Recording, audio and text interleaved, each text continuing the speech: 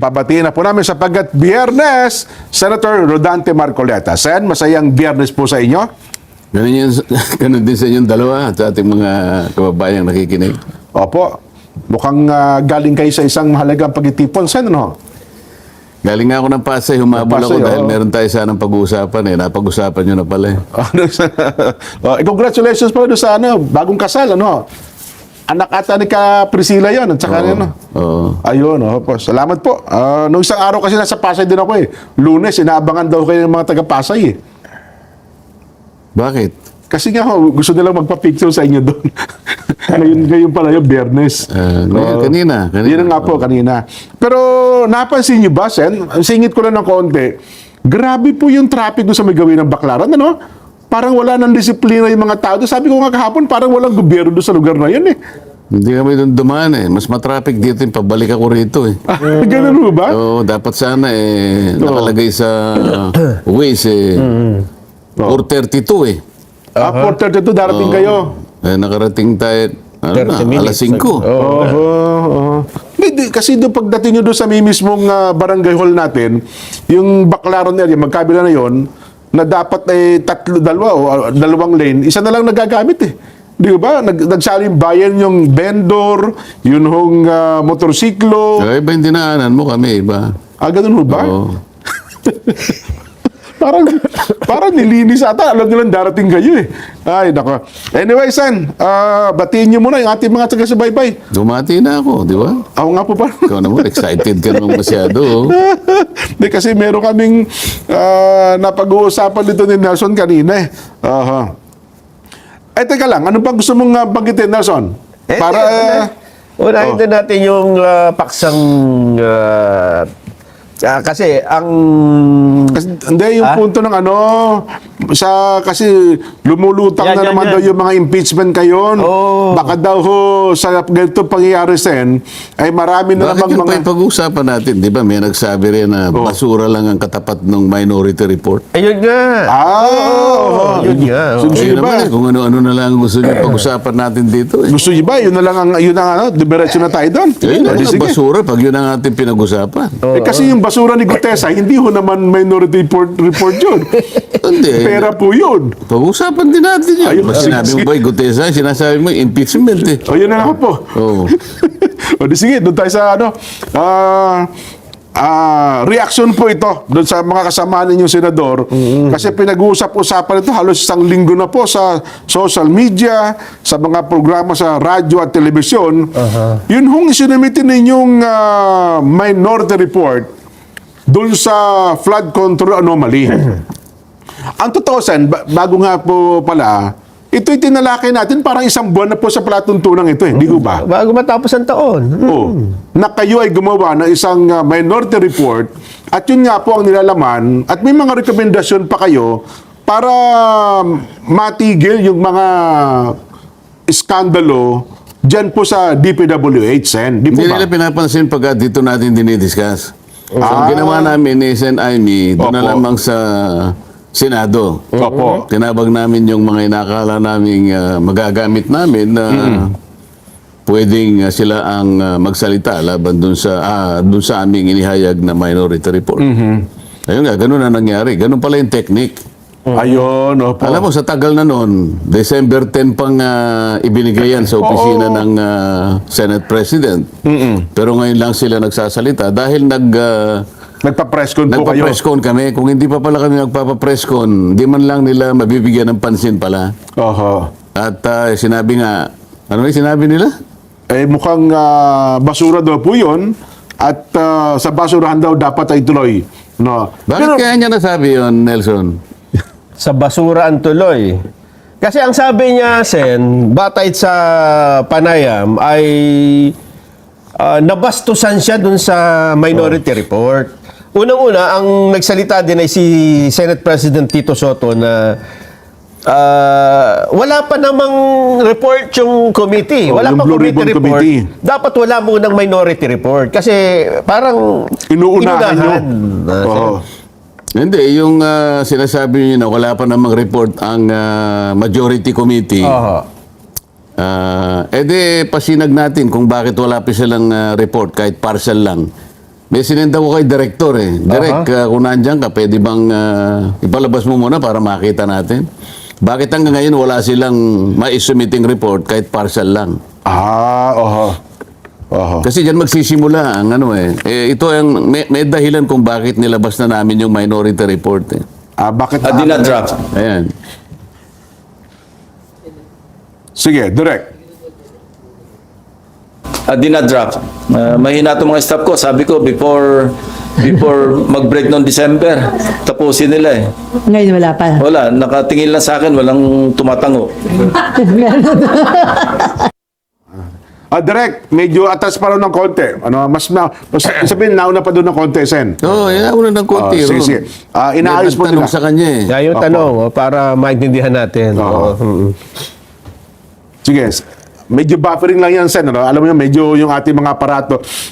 Habang inihanda po nila, bigyan niyo lang po kami ng konting background. Ano ba itong minority report na ito, Sen? Sa kabatiran lang po ng ating mga Alam mo, taga-subaybay at tagapakinig. tinawag naming, lalo na ako, tinawag kong minority report dahil wala pa nga silang majority report. Hindi ko maintindihan kung bakit sinasabi nilang ang katapat niyan ay basura lang. Opo. Wala naman akong nakikita na dapat ay ituring na ito'y papunta lang sa basura. Oho. Sapagkat yung nilalaman nun, kung binasa nila, narinig ko si Senator Lacson, hindi man lang niya binasa eh. Hindi na po. Hindi nga rin po niya pinasin. Tama kayo. O paano mo sasabihin ang isang report ay nauukol lang sa basura, hindi mo man lang binasa? Oho. At sinabi mo na bastusan ka dahil naglabas kami ng minority report nang hindi pa sila nakakapaglabas. Kaya gusto kong malaman, maparinig muna natin sa ating mga kababayan, Opo. bakit hindi sila makapagpalabas ng report? Para sa ganon, pagkalabas ng kanilang report, magbibigay din kami at maglalabas ng report. Bakit kami umuna at naunang gumawa ng report? Opo. Ayun. Kaya kailangan Marinig mo nang natin. makita at marinig natin Ayun. ito. Ano ba ang dahilan? Bakit inunahan nyo na po, no? Ilang pages po ito, Sen? 500 plus? Ba't ganun ba kadami po? Yung 567 ata o 567 576. pages. Yung mismo report, mga 103 lang yon. Yung mahigit na 450, mga exhibits yun eh. Mga annexes. Opo. Oo.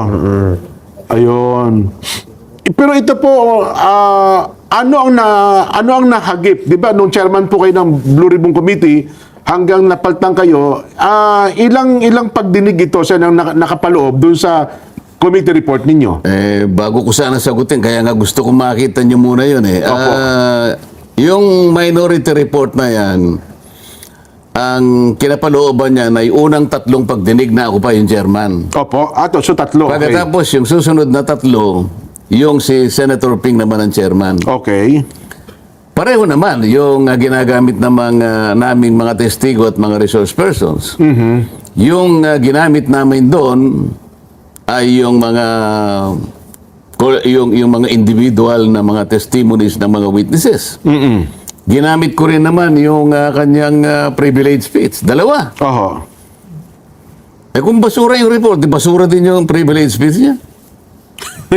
Nakapaloob ba doon? Paano niya paano niya sasabing karapat dapat lang sa basura yon, hindi mo man lang binasa kung ano yung sinasabi ron? Hindi ba? Samantalang sinamarize namin kung ano-anong pinagsasabi ng mga inimbita naming mga testigo. Ano yung mga sworn statements na isinabmit ng mga resource persons. Sa mga sinamarize namin, pinag-aralang mabuti kung ano ang kanilang mga ikinontribute sa mga pagdinig na yon. At saka namin nagawa ang isang minority report. Ngayon, kaya sila parang nagsisentimiento, bakit kami inunahan ninyo? Opo. Kasi sa mga tuntunin naman namin, sabi niya, kinakailangan mauna muna yung majority report. Tama po. Oo. Ba't sila nagbigay kaagad? Kaya nga gusto ko sana mapanood nyo. Ba't ba hindi natin Kaya po, okay na ba? Wala pa daw. Wala pa, saglit lang daw po. ako na lang magkukwento. Opo. Sige. Sige po, Sen. Habang hinahanda nila. Oy. Tinanong kasi siya habang siya ay nagpapa-interview. Meron na po ba kayong ilalabas na report ng Blue Ribbon Committee? Opo. Oh, partial lang, sabi niya, partial. Kaya lang, may hina itong aking mga tauhan eh. Sinabi ko sa kanila, before the December break, dapat meron na kaming maibigay na report kahit partial lang. Nakatingin lahat sa akin, tatangu-tangu lang. Oho. Kailan ba gagawin yung report na sinasabi na yan? Mahihina pala yung kanyang mga sariling tauhan. Ang mga tao, Jen, Opo. Nelson, naghahantay. Oo. Nagagalit sa nangyari sa kabangbayan. Ano? Bagot na sila kung may mangyayari pa dito sa ginagawang investigasyon na yan. Oho. Pagod na sila ng kahihintay. Opo. Noon pa man. Kaya naisip ko, totally, ayaw niyong pansinin. Binigyan ko na yung opisina ng Senate President. Alam mo, Jen, para makatulong lang kami. Baka naman sa paggawa namin ng minority report na yun, mamotivate naman sila na gumawa na rin tayo. Opo. Kasi kung titingnan mo, baka naman kapag binasa nila yon, makatulong sa kanila. Dahil ang pinanggalingan naman, hindi naman sarili naming opinion yun. Oho. Testimonies ng lahat ng mga inimbita namin. Mula sa mga pahayag Oho. at sa mga statements. So individual or even collective testimonies, pinagsama-sama namin, inaral, sinamarize, at doon ipinakita namin yung mga eskema na ginamit. Kung bakit nagawa nila itong mga ganito. Oho. Ano-ano ang pamamaraan na ginawa nila? Magmula sa mga allocable, sa mga leadership, yung pinagsamang bicameral committee report, yung mga unprogrammed appropriations, kung paano at kung paano ginagamit ng mga proponents at nakakakuha, yung mga allocations. Ipinesent namin doon per district kung bakit may mga distortions yung mga allocables na tinatawag. Merong isang distrito, merong 5 billion, merong 11 billion, yung party list, wala. Anong gagawin mo dyan? Paano hindi mo sasabihin na talagang at pagkatapos meron din kaming mga suggestions, may mga recommendations, Tama, opo. may mga panukalang batas na nilinya namin doon na yun ang pagsisikapan namin na isulong para sa ganun, hindi na maulit ang mga pangyayari na yan. Oho. At meron ding mga personalities na involved doon na sinasabi namin maaari silang makasuhan sa iba't ibang mga either civil, criminal, administrative, at kung bakit. At Opo. ano-ano ang mga batas na maaari nilang nalabag. Opo. Lahat ng yan ay nakasulat doon. So, bakit sasabihin mo na Parang basura yan? pambabastos to. Sabi ito Senador. Sabi ni Senador Lacson, how will I respect a document that symbolizes disrespect towards the Blue Ribbon Committee and the entire Senate? Respect begets respect. How will I, as chairman of the Blue Ribbon Committee, treat with respect a document that symbolizes disrespect toward the Blue Ribbon Committee and the entire Senate, both of which they are members? So, there is no place for the minority report but the trash bin. Yun po ang mga binanggit niya. So, mukhang... Yes, sir. Anong masasabi mo ron? Oho. Kaya, binanggit ka niya, parang hindi niya ata Nabasa pa. binasa man lamang. Oo nga. Ano ang disrespect doon? Oho. Yung bang kami makapag-ambag sa kanila? Doon sa nakita namin, sa aming palagay ay, eto na, Opo. ang mga lumabas doon sa mga ginawa naming mga pagdinig. Kasama yung ginawa niyang 3 pagdinig. Oho. Ibig ba sabihin, pati yung 3 mga pagdinig na sa kanyang pamumuno ay nangyari, Opo. pati yun ay kasama sa basura? Paano ano yung disrespect doon? Yun ang hindi ko masyadong makuha sa kanya. Paano magkakaroon ng pambabastos doon? Doon na pala, Sen. Okay na rin po yung video. Sige, i-play natin para ho sa kabatiran ng ating mga kababayan. Sige po. Pero sa may partial report na ba? Dinadraft. Mahina itong mga staff ko. Sabi ko, before mag-break noong December, tapusin nila eh. Ngayon wala pa. Wala, nakatingin lang sa akin, walang tumatango.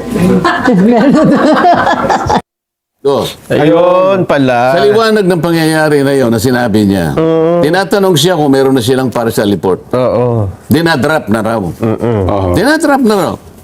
At ang pangako nila, sa magitan ng kanyang mga staff, bago mag-break ang December, sabi niya, makakapagpalabas sila. Opo. Okay na magsabi, meron ba? Inamin niya pati yung sarili niyang mga tauhan, puro mahihina. Oo. Ay, kailan kayo maglalabas? Oho. Nelson, Jen, Opo. tingnan mo nangyari sa Kabangbayan. Nilimas. Oho. Ang tao nagagalit. Ang puot ay namumuo sa kanilang mga dibdib. Naghihintay, bagot na bagot. Parang wala na silang pag-asa na may mangyayari sa pagdinig.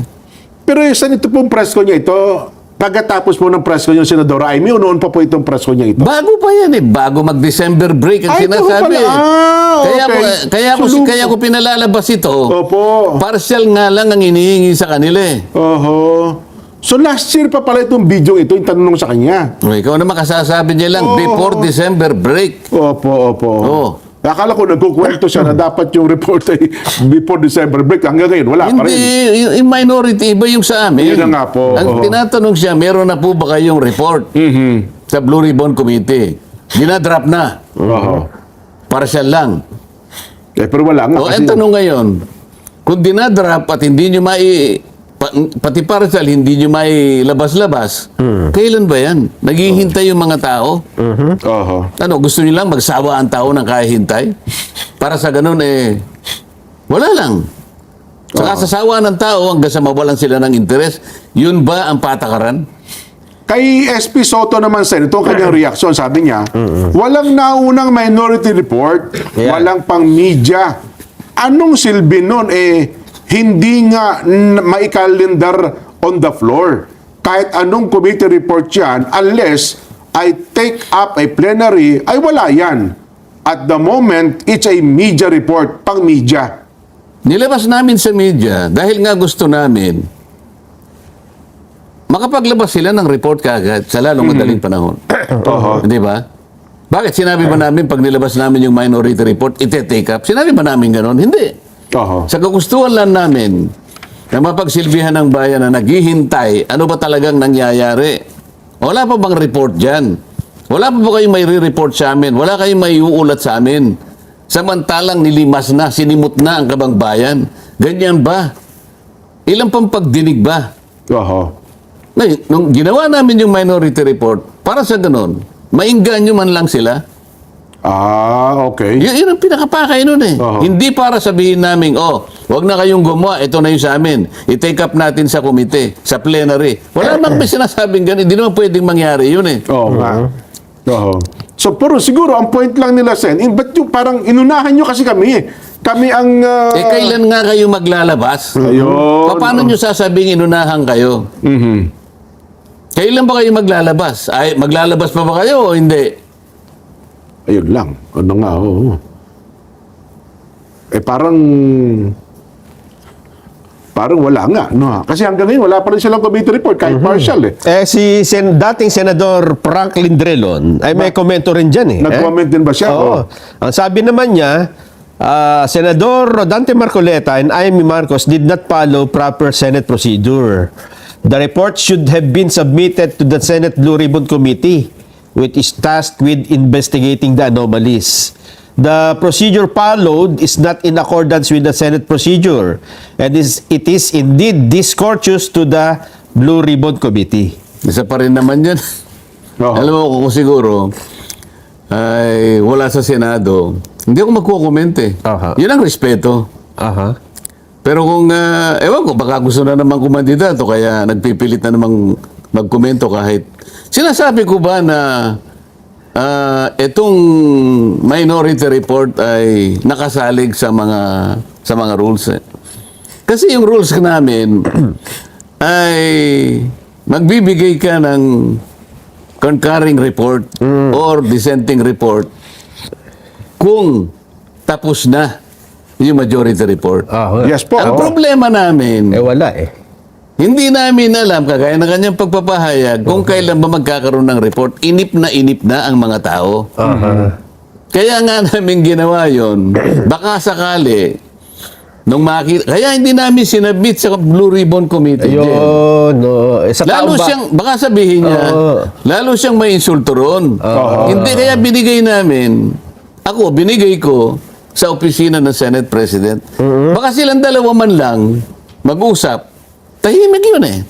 Opo. Nakagawa na sila nito Ayaw mo ba na bilisan din natin? Ayun. Baka yun naman yung pakay nila kaya nila binigay. Hindi nga nila nilabas to eh. Opo. Di ba?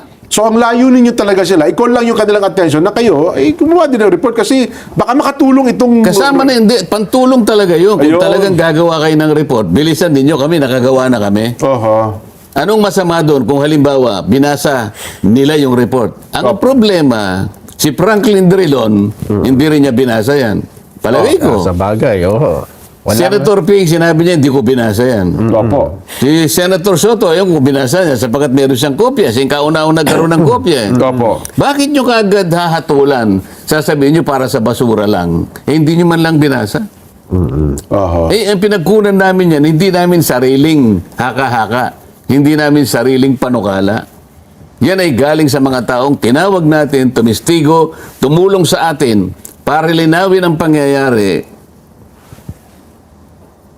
patungkol din sa mga maanumalyang pagpapatupad ng flood control projects. Oho. Ayun. So kung nagkaroon pala ng partial report pa lamang sana ang Blue Ribbon Committee sa pangunguna po ng Senator Ping, wala sanang issue dito, Sen, no? Sana. Kasi baka makatulong pa po yung inputs ninyo. Tsaka natin masasabi ngayon, pwede naming ihambing yung ginawa namin kung yung partial report ay medyo kahit papano malapit-lapit doon sa ginawa naming pag-uulat. Oho. Oh. Alam mo, kaya sila siguro nagkakaganyan.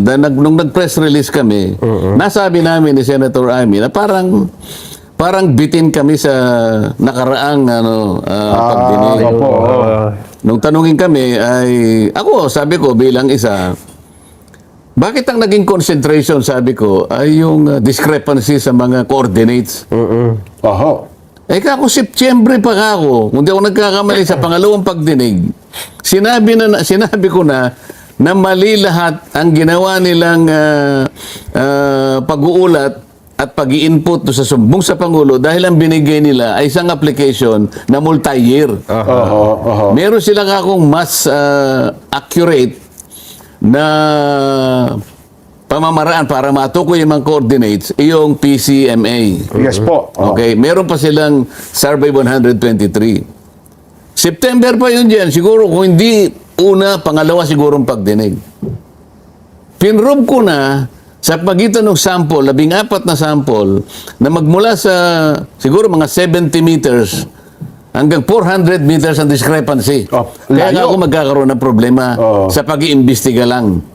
Dahil ang coordinates puro mali. Bakit nag-concentrate na naman doon? Ayun. At doon pinuprove nila na mali talaga ang coordinates. Oho. Uulitin ba na naman nila yung sinabi namin? Oho. Pagkatapos, mas marami ka ako ang dapat tinanong nila doon. Halimbawa, natatandaan ninyo, ewan ko si Nelson kung napansin niya, noong merong plenary debates ng itong 2026 budget, at dinideliberate yung DBCC budget. Yes po. Bali, kaugnay ng budget, ang nakaharap ay yung members ng DBCC. Opo. Ito yung economic cluster. Doon niya ibinunyag na tinawagan daw siya ng pansin ng dating Yusek Bernardo ng DPWH. At di umano ay sinabi sa kanya na yung binanggit ni Saldico sa kanyang pagpapahayag sa video na 100 billion. Sabi ng gano'n. Hindi po gano'n ang talaga nangyari. Merong 100 billion sabi niya. Pero yung 89 billion ang nag-implement DPWH.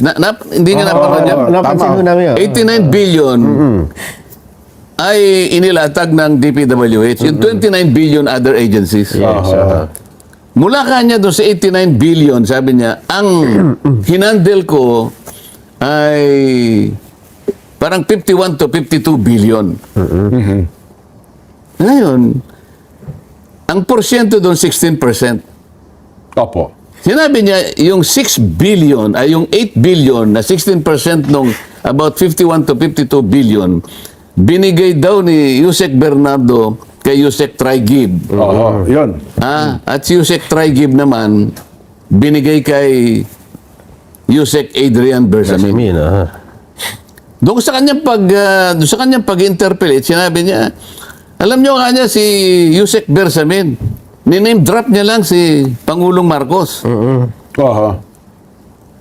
Bakit niya natiyak na nagkaroon pa ng investigation sa Blue Ribbon Committee na nagkaroon ng kahit papano ay natukoy namin na yung Yusek Bersamin ginamit ang pangalan ni Pangulong Marcos. Dito wala tayong gustong bigyan ng kasalanan. Ina-analyze lang natin. Sabi niya, diname drop lang ni Adrian Bersamin ang pangalan ni Pangulong Marcos. Oho, Sa mga tweet, inaalis niya kagad eh.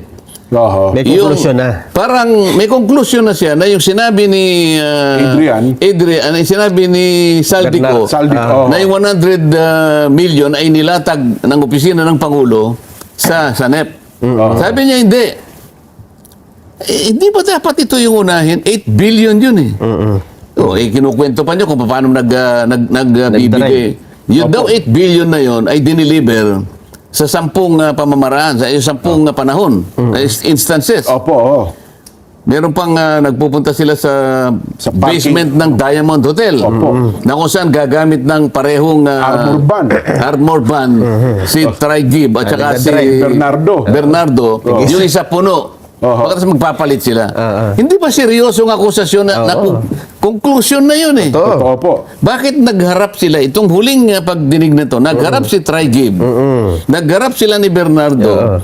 Tinanong ni Senador Kiko, ito nababasa ko yung sinasabi ni Bernardo, na ikaw daw binigay niya yung 8 billion. Alam mo ang sagot ng Traigib? Hindi po totoo yan. Ganun lang kasimple. General denial. Wala nang mga sumusunod na pagtatanong. Tapos na. Ganun ba yun?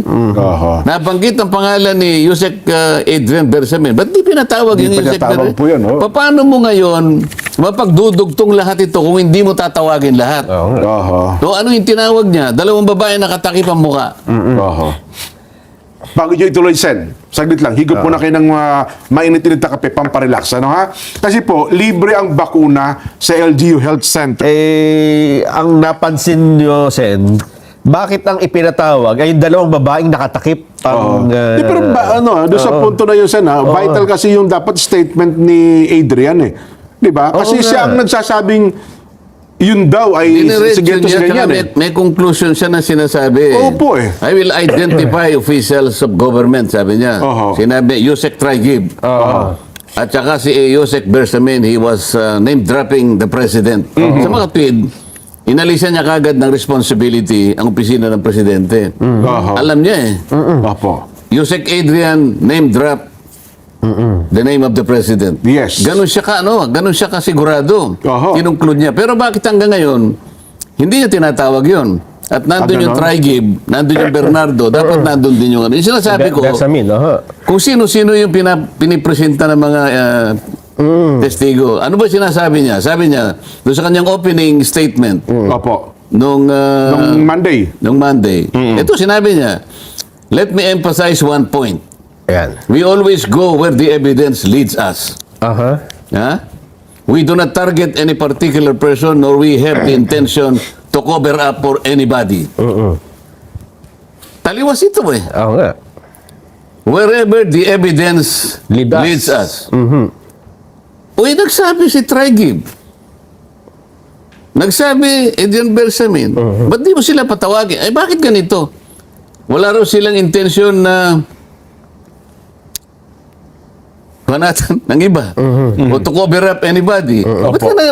Parang may kino-cover ka rito. Di ba? Nagharap silang dalawa eh. Ayun nga. Pagkatapos, ang pinresent niya, 2 babae nakatakip ang mukha.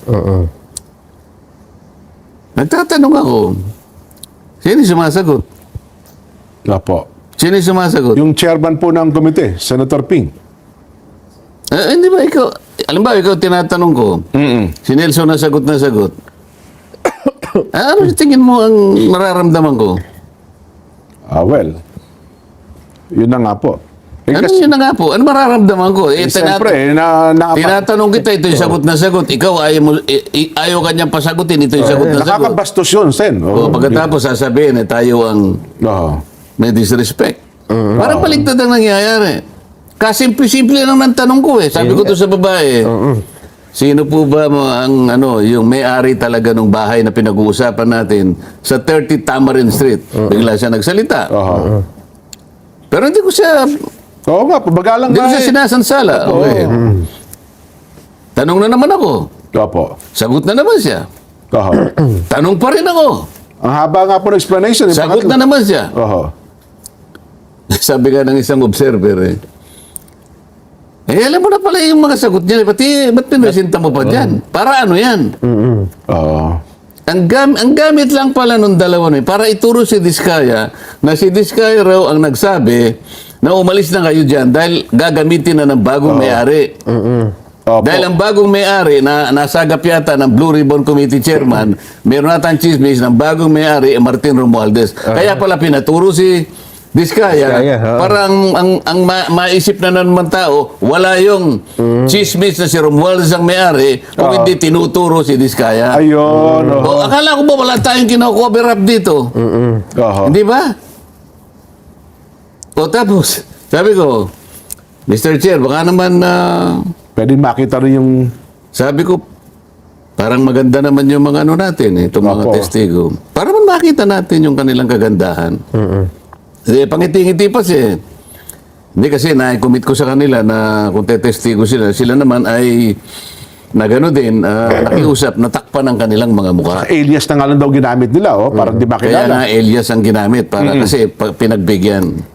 Nakalimutan niya, itong isa nasa kaliwa ko, pinatanggal yung kanyang maskara. Si, RD, pakanan. Nagre-request Opo. din na... Nagre-request din ito na takpan ng mukha. Hindi ko naman malaman kung talagang binalot niya talaga yung sarili niya. Ha? So, pinabakbak lahat ang Ngayon, Pinagtulungan nga po kasi disrespect daw sa Senado yun eh. kaya nga, ngayon, paano ngayong wala kaming kino-cover up? Pero yung dalawang babae naka-cover up ang mukha. Itong isa tinanggal yung disrespect, sabi nila. Yung dalawang babae, hindi disrespect, nakiusap. Wag na po. Ano ba naman ang masama? Ang pag-uusapan lang naman pala kung sino yung nagsabi sa kanila na umalis na kayo. Ayun nga. Yung ba ay nakakatakot? Nakakulong yung kanilang itinuro eh. Oo Si nga po. Carly. Yung asawa nakakulong sa Cebu, itong lalaki nakakulong yata sa Senado hanggang ngayon. Nakakatakot ba yun? Ba't ayaw mo ipakita yung mukha mo? Na ang gusto ko naman sabihin, pinaalis po kami ni Ginoong Colonel Diskaya. O ba't kinakailangan takpan mo yung mukha mo? O the added dramatization. Nung si Gutesa ba, pinresenta ko, pinagtakip ko ba ng mukha? Ay, hindi ho. Walang ganon. Ha? Oo. At saka halimbawa, kung tinanong si Gutesa, kayo sumagot, ano kayang reaksyon niya? Baka Yun nga lang pinapalta niyo, pinakita niyo yung di ba? Yung Oo nga. scripted daw eh. Scripted. Yun agad ang yung kagad eh. back sa inyo. Meron bang sworn statement si Gutesa nung siya nag-testify? Meron po, di ba? O yung dalawang babae, sabi niya, merong sworn statement, pero hindi niya kami binigyan. Kasi kung binigyan niya kami, makapagtatanong kami sa kanila. Makapag-prepare Yung dalawang kayo. babae na yun. Tingnan mo yung diferensya ngayon. Oo nga. No? Pagkatapos, sabi nila, ano ba? Let me emphasize one point, we always go where the evidence leads us. Yes, sabi po yun. Lahat ng mga testigo, tinuturo si Martin Romualdez. Si Gutesa, tinuro siya. Sila Diskaya sa magitan ng mga ilang congressmen na kanilang in-identify, tinuturo din si Saltico at si Martin Romualdez. Di ba? Maski sila, ang dami. Bakit hindi niya puwersahin si Romualdez na tumestigo sa Blue Ribbon? Ang gusto ko mangyari sa susunod na paghihiring, paratingin niya si Romualdez.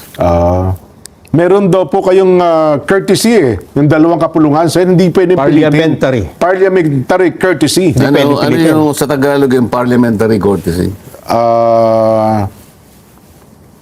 Paggagalangan sa dalawang kapulungan. Okay, walagay mo. Nilimas ang kabambayan ng bansang ito, Jen. Oho. Nelson. Ano, gagamitin mo yung paggagalangan sa dalawang kapulungan. Gagamitin mo yon. Ikaw na nga tinuro eh. Ang pinag-uusapan natin, mahigit na 1 trilyong piso ang ninakaw, ang nilimas sa kaban ng bayan. Pagkatapos sasabihin mo, meron tayong interparliamentary courtesy. Siya lamang kanya ang makapagpapasya kung darating siya o hindi. Oho. Kung ako ang chairman, hindi gano'n ang aking pasya. Oho. Kung kinakailangan isabi na kita, isasabi na kita. Anong parliamentary courtesy yung pinag-uusapan? Kaban ng bayan ang pinag-uusapan. Makakalabag ba ako? Mas mahalaga ba yung interparliamentary courtesy sa sinasabi ng saligang batas? Oho. Basahin ninyo ang saligang batas. Opo. Yung statement of principles nakalagay dyan. Na kailangan lahat ng mga opisyalis ng gobyerno ay hindi dapat nai-involve sa corruption. Oho. Yun ang mas mataas na uri Oho. na parametrong dapat natin gamitin. Hindi interparliamentary courtesy. Hindi absolute yun eh.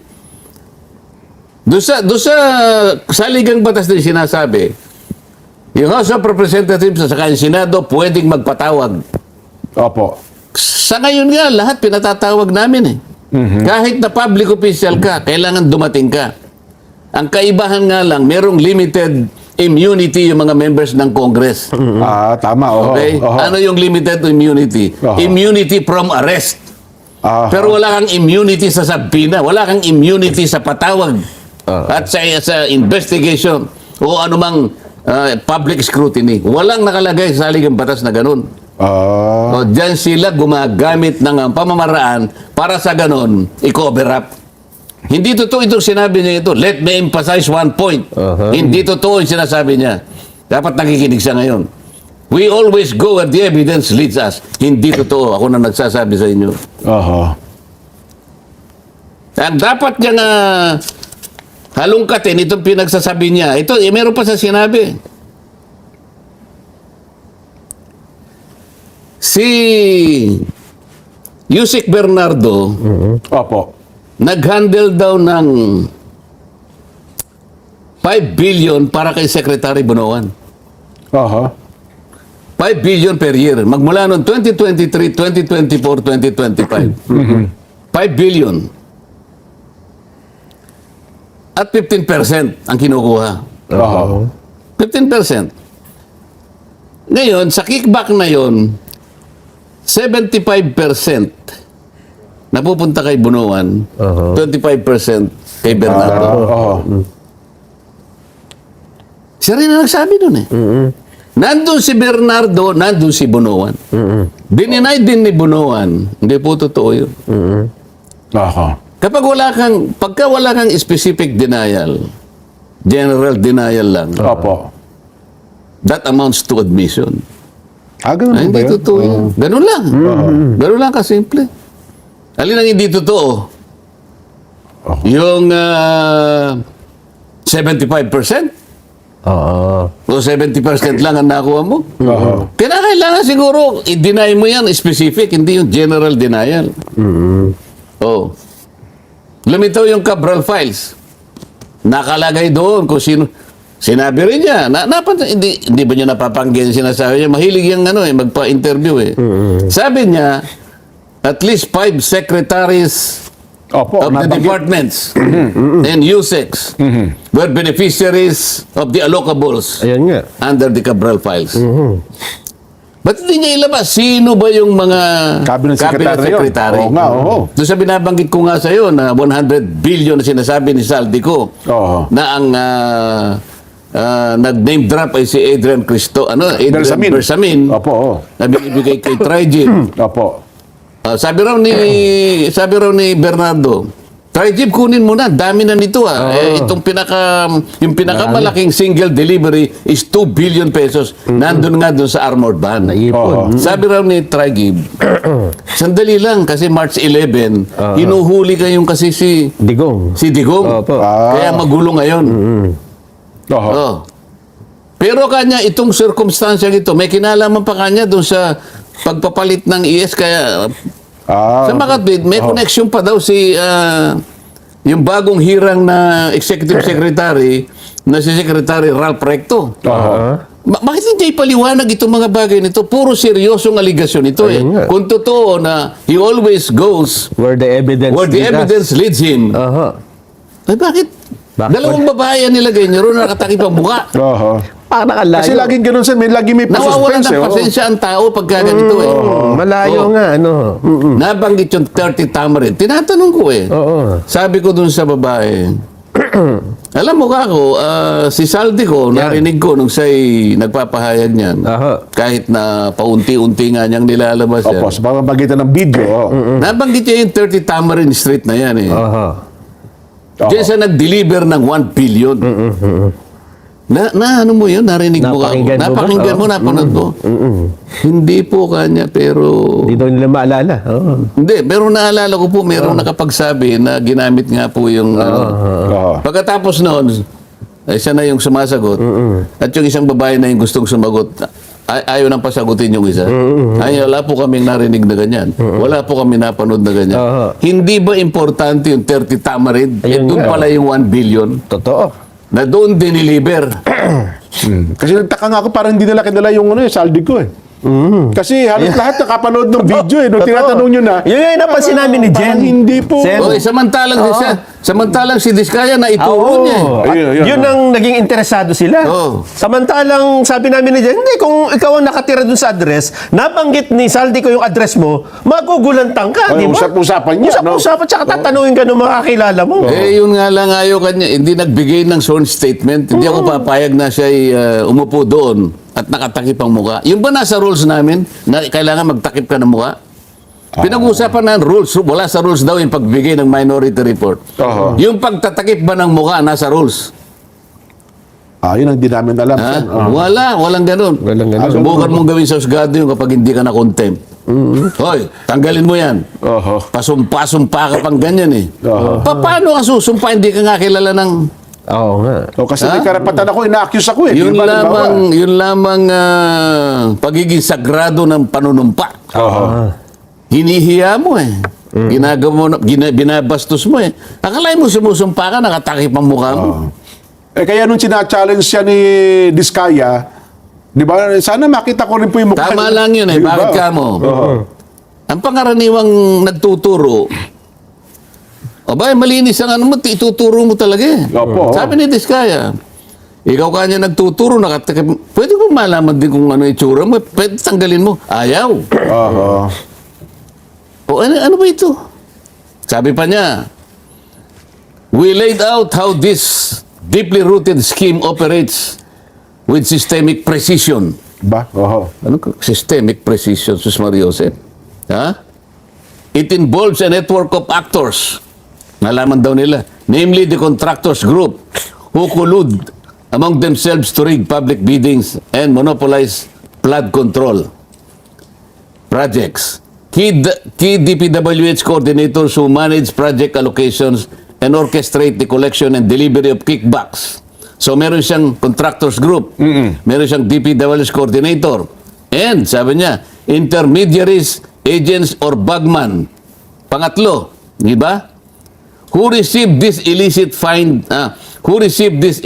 funds allegedly in behalf of their principals. Bakit yung principals wala kang tinatawag? Ba't ang tinatawag mo yung contractors at ilang complicit do sa DPWH at sa kanilang mga bagman na sila yung tumatanggap in behalf of their principals? Bakit ngayon walang principal ni isa? Bakit ayaw mong ilitaw si Martin Romualdez? Para matanong naman namin. Bakit hindi niya hingin yung affidavit ni Martin Romualdez na sinabmit sa ICI? Para yun ang gawin naming basyan para tanungin siya. Talaga bang siya ay naniniwala sa kanyang sinabi na talagang with systematic Systematic. precision. Precision. We will follow the evidence wherever it leads us. Leads us. Totoo ba lahat to? Oo. Na medyo pinasaringan niya yung mga nagrarally. Yung mga maiingay, yung talaga, yung mga tao kasi bagot na. Sabi ko nga sa'yo, pagod na. Nagsawa na ng kahihintay. Oo. Baka wala nang mahintay ito eh. Oo, sabi niya, di ba yung mga nagrarally? Opo. Kasama na kami dalawa, di ba? Oo. Oo, ano sabi niya? Your noise will not silence the truth. Ba, yung inyong, ganito. Neither does it provide any help in our investigation. Oh, your noise cannot convict and won't even indict the malefactors in this flood control mess. Only evidence does. Yun, ebidensya talaga makagagawa daw. So may pasaring na naman sa inyong maiingay. Kayong nagrarally. Kayong nayayamot na, kayong naghihintay kung ano mangyayari. So, ano pa sabi niya? With all that being said, as the chairman of the committee, I say to you, ano sabi niya? Ayan na. Ano sabi? Oh. Oo. Ano po bang binanggit niya? Hindi kayo nakinig. Hindi namin pinakinggan yan eh. Kasi nagpo-programa kami sen nung nangyari yan. Oh. Shut the F up. Sabi niya. Yung bago kaya naman. Yung bago Kasi- siya magsimula, Hindi nung pwedeng- Monday. Hindi pa niya masabi-sabi. Hindi naman. Ang sinasabi ko sa inyong dalawa, nilibas ang kabangbayan. Nakakaawa ang mga tao. Ayun nga. Puot na puot. Oo. Galit na galit. Makikita mo eh. Oo. Naghihintay kung anong kahihinatnan ng pagdinig na ito. O sabi niya, partial report. Before December break. Oo. Asan? Ano talaga bang ano ito? Pinlaplano yung delay na ito? Para mapatig yung mga tao? Oo. Para sa ganoon, mabagot na lang. At magsawa na lang hanggang sa hindi sila interesado rito. Ganun ba yung plano? Parang mukhang ganun nga po ang nakikita natin. Baka sasabihin niya, ito'y para sa basura lang. Oo. Alam mo ang gusto kong gawin niya? Sabihin niya sa Senado ito, Oo. I think he should deliver a privilege speech.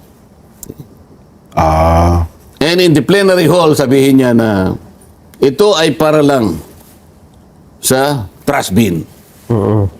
Para sa ganun, meron akong panahon na Matanong kayo. sa matanong Senado para maging opisyal lahat. Siya. Opo. Kaya ako lang dinidiscuss ito. Didiscuss niya Oo. sa media. Aha. Pero mas maganda rito sa Senado. Para recorded lahat. Ano po? Oo. Yun ang aking gustong gawin niya. Oo. Kung ayaw naman niya, halimbawa, pumili siya ng television station, magharap kami. Namili siya sa dalawa. Oo. Kung ayaw niya, he should shut the fuck up. Yun. Ako didiretsuhin ko na kayong dalawa. Kung hindi niya madiretso, ako didiretsuhin ko kayo. Oo. Ba't parang hindi kayo makasagot? Sige po, abangan natin sen kung i-call niya. Tingnan natin kung i-call niya yan. Ano ha? Oo. Yan ang banatero, walang inuurungan. Pag tama palakpakan, pag mali ay babanatan. Yan ang banateros, boses ng ordinaryong Pilipino. Banateros ay walang makakaawan, walang inuurungan. Banatero.